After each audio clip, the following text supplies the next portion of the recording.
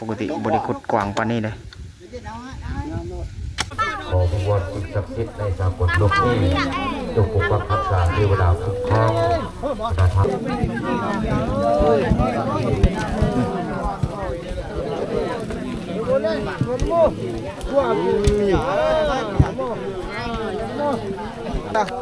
โดนมุนนาเล็ก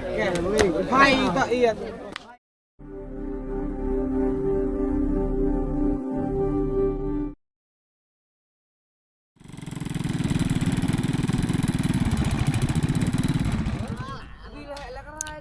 ทุกคนสบายดีจุดนี้คือจุดที่สลีสิเอ่ยถึงในใดหลายคนเป็นสถานที่จุดจบของชีวิตก็คือฝั่งไทยก็จะเรียกอีกแบบหนึ่งนะน่าจะสื่อสารบางอย่างนี่แหละแต่ว่าฝั่งลาวเพิ่นว่าปีภาษาจุดสูงสุดของชีวิตมันเป็นเขตไหหน้าของชาวบ้านพร้อมเลยอันนี้ห่างจากบ้านประมาณอยู่1 กิโลนี่แหละจากจุดนี้ไปหาบ้านจากบ้านไปหาคนนี้จุดนี้สลีตัดภาพไม้น้องเพิ่นก็มาหอดทีก็ถือว่าเต็มแล้วคนนะมีมอเตอร์ไซค์มีรถอีตอกอีเต็นพร้อมหมดหมู่บ้านนะผู้ที่เสียนั่นก็คือหมู่บ้านมือเสียชีวิตทางปุ่นเริ่มขุดคุมพี่น้องอัปเดตให้ FC ได้ชมระวังคนชนเผ่าในเขตบ้านสลีก็บ่ค่อยได้ถ่ายนะพี่น้องนะคลิปประมาณนี้เมื่อก่อนเชลีเคยถ่ายโดนเนื้อหาเรื่องนะเชลีก็บ่ได้ถ่ายอีกละก็ถ่ายเก็บภาพเล็กน้อยให้ FC ได้ชมเขาเริ่มขุดแบบนี้แล้วพี่น้องคันมีผู้ที่เสริมเสียก็จะมีการขุดแบบนี้ผู้หญิงผู้ชายขุดแตกต่างกันไป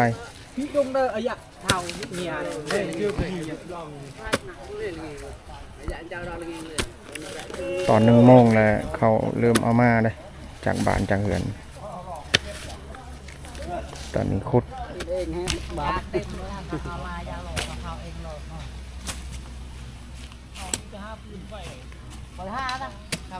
ปืนเข้ามาเองน้ำมันเพียงพอนะขโมยนี่ก็จิ้มติดรถแหงไวบ่อยช่วงฝนช่วงเริ่มฤดูเดือน11ตอนนี้นี่เพราะว่าฤดูมันเป็นฤดูที่เบิ่งวันที่ก่อนมันวันที่23วันอาทิตย์ได้หมดนี้เลย10 โมงนะตอนนี้10 โมง9 นาทีแม่ปกครองช้ำมาเลยอะไรจะคือที่ดินเฮ้ไปผูกกับรวมเลยฟ้าเริ่มเทรวมแจ้งหน้าหูปลุกไอ้หน้าเสร็จ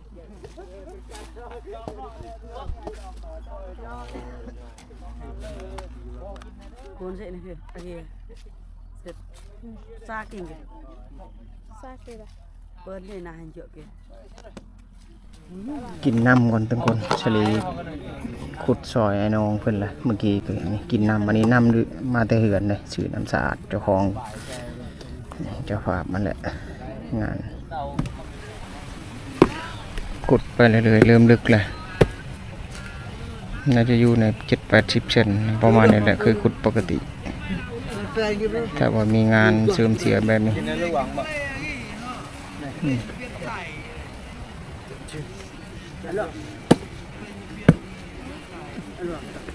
งานอยู่เฮือนนะเขาเอิ้นว่างานดีฟังลาวเอิ้นว่างานดีผู้หญิงแล้วก็3 คืนก็คือผู้หญิงถ้าเป็นเพศชาย4 คืนหรือว่า4 มื้อนั่นแหละผู้ชายพี่น้องเนาะคนชนเผ่าโดยเฉพาะชนเผ่ามังกรนะเผ่าอื่นๆนะสลีบ่แน่ใจกันว่าเขาดำเนินแบบใดในจุดอื่นๆนะแต่วันนี้คือเขตบ้านสลีย้ำอีกครั้งหนึ่งทุกคนขั้นตอนขุดคุมก็ประมาณนี้แหละลึกลงไปมัน7-80 เซนฟังคนนิยมฟังแบบนี้สลีก็ไม่ได้ค่อยเก็บภาพแบบนี้ดอกส่วนหลายพอคลิปหลังสลีกลับมาจากเซบางเหียงใส่เซบางเหียงคลิปมาไวๆถ่ายคลิป ได้เครื่องกันคลิปมาถ่ายคลิปมาเวียกอยู่บ้านนี่แหละมีการเสื่อมเสียมือบ้านนั่นเป็นมือเสีย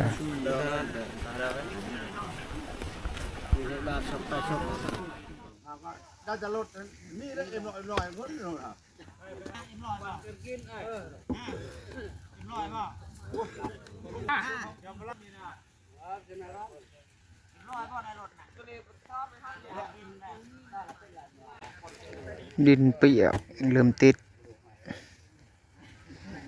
จกสวนแล้วมัน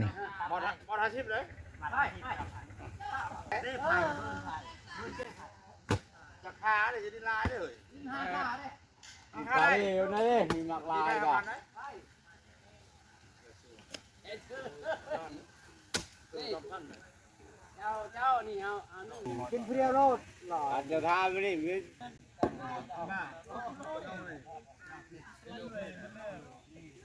พ่อได้เฮา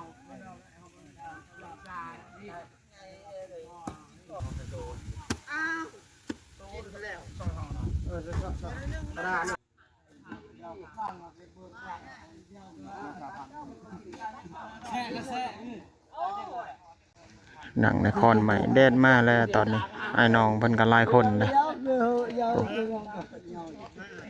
หมดหมู่บ้านนั่นแหละ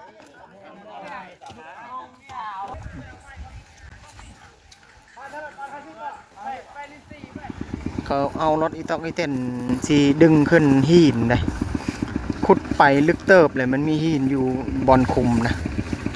เดี๋ยวสิหาวิธีดึงขึ้นได้นี่เอาเสือกมามัดเสือกเล็กนี่แหละ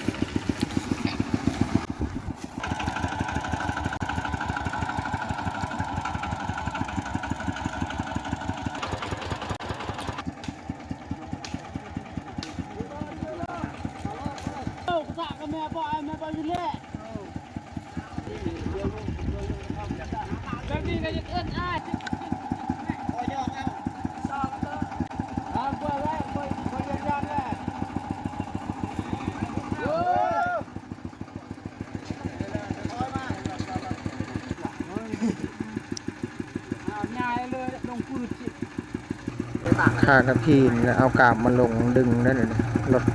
เต่าอีเต้นดึง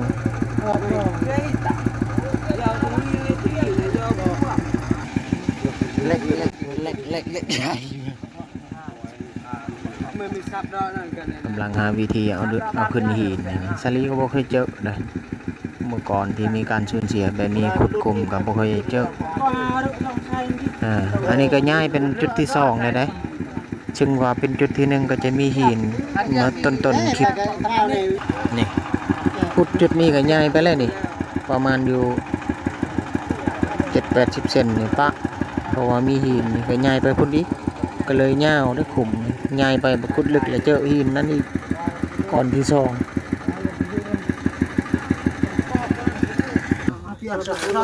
ย้ายไปอีกด้วยนี่ย้ายข้างนั้นอีกย้ายไปปะและบนหินต่างกันจะมาเอาตัวโอเคเป็นมันดิมาช่วยกันเนี่ยเจอ1 โมงจนนั้นก็ฮอดเวลาเลยฮอดเวลาฟังน้องลูกก็อยู่นี่ละน้องอะไรเป็นซ้อนเลยซ้อนย้ายไปบอนที่2ที่3เนี่ยล่ะป่ะคุมหนึ่งเริ่มกว้างขึ้นได้ปกติบริคุดกว้างปานนี้เลย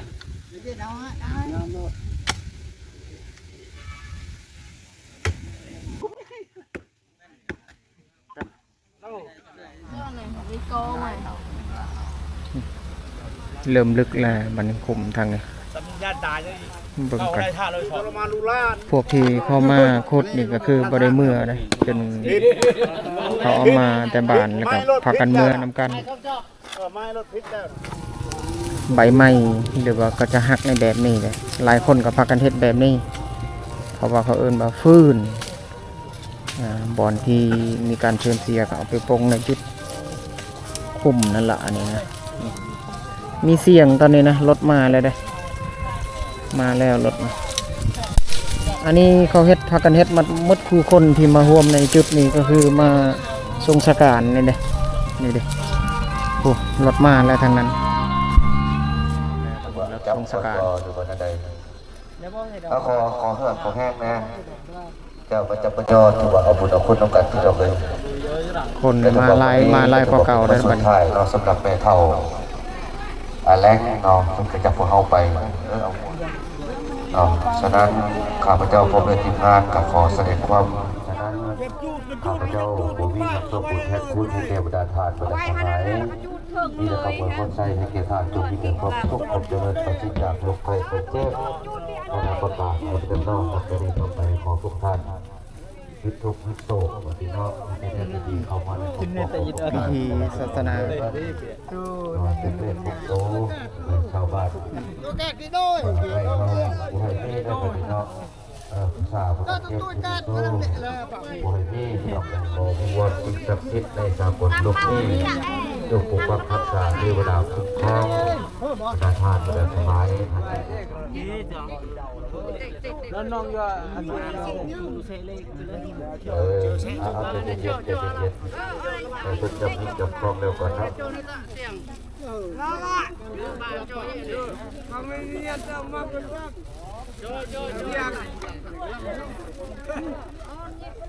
ประกบผมที่ไปไหน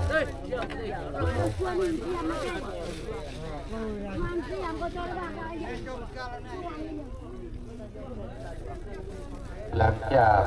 วัดถูกเทียนแล้วเราพี่น้องเด้อกาขอเชิญธรรมดาเคยลูกเต่าหลานนาย ดำเนินการตามพิธีเพราะว่าเป็นคนชนเผ่านะครับแต่ว่าภาษาแบบชนเผ่าเผ่ามังกรนะทุกคนนะแต่ให้ชาลีเอ่ยถึงคือเผ่ามังกร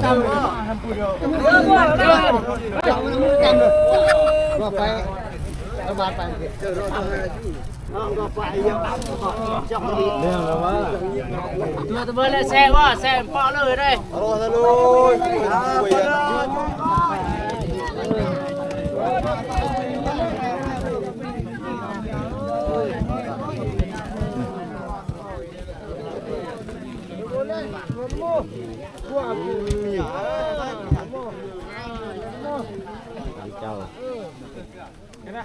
ไฟเปิดเอ้ย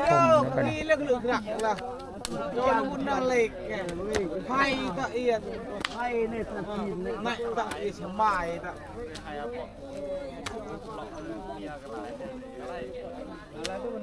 อันนี้เป็นเครื่องคอง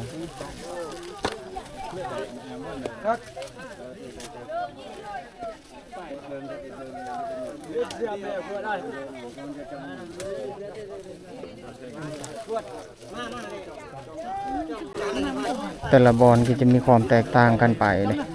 ก็คือศาสนามันมีค่อนข้างหลากหลายอยู่ในลาวเองก็มีหลายจุดดำเนินการที่พิธีที่แตกต่างกันไปส่วนหลายเราลุมนะเขาเผาคนชนเผ่านะเขาไม่ได้เผาคนมาฟัง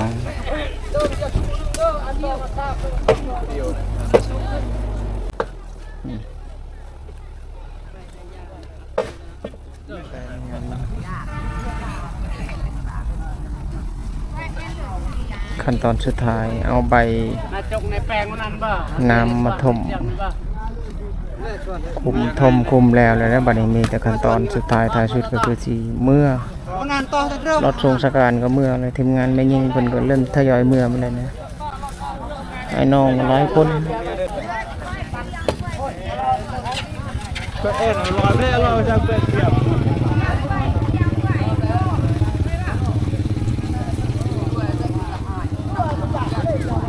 เครื่องคองเพิ่นก็จูดอยู่นะ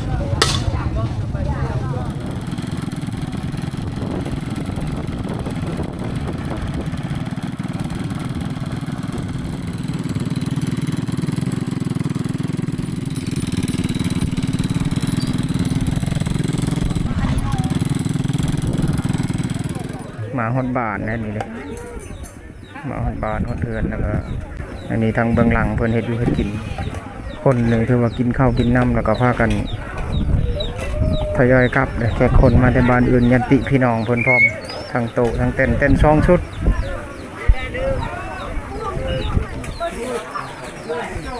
พากันกินข้าวกัน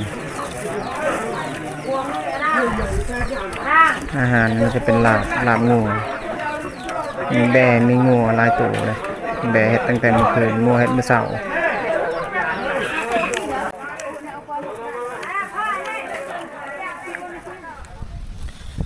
เอาทุกคนบัดนี้สลีกินข้าวเมื่อกี้เนาะกินข้าวก็ถือว่าแล้วเลยนะตอนนี้สลีตัดภาพมานี่เขตบ้านสลีเลยนั่นก็คือเขตบ้านสลีที่สลีถ่ายก็คือเขาเอิ้นว่าทรงสการนะมันอาจจะยากคือกันสลีอาจจะโดนเนื้อหาที่เกี่ยวกับคำบางอย่างที่เกี่ยวกับคำบ่เหมาะสมนะพี่น้องเนาะในซองก็บ่คนถึงนะนี่คือเรื่องราวอีกแบบหนึงที่สลีจะถึงให้ผู้คนที่เพิ่งเฮ็ดช่องและผู้คนที่ยังบ่เคยถ่ายลักษณะการถ่ายแบบนั้นสลีก็บ่ค่อยถ่ายนะลักษณะแบบนั้นนะมันจะมีโดนติดเรื่องค่อนข้างลายได้เนื้อหาลักษณะที่เกี่ยวกับถึงงานก็คือดำข้าวในแบบนั้นพี่น้องเนาะจงสการเอาประมาณนี้พี่น้องนี่คือส่วนเผ่ามังกรที่เพิ่นเฮ็ดกันมาในแบบนั้นถ้าว่ามีการสูญเสียก็จะเอิ้นว่าฟังพี่น้องเนาะผู้เฒ่าผู้หญิงก็คืออายุอานามเฒ่าเพิ่นก็น่าจะอยู่ใน7-80นี่แหละเนาะเสียชีวิตด้วยเจ็บป่วยนี่แหละเป็นไข้พี่น้องเนาะเอาประมาณนี้ก่อนไว้เจอกันใหม่ถ้าสำเร็จเสร็จสิ้นเวียกแล้วสลีก็พยายามเก็บภาพจุดอื่นๆต่อไปสำหรับมื้อหน้าพี่น้องเนาะขอบคุณหลายๆ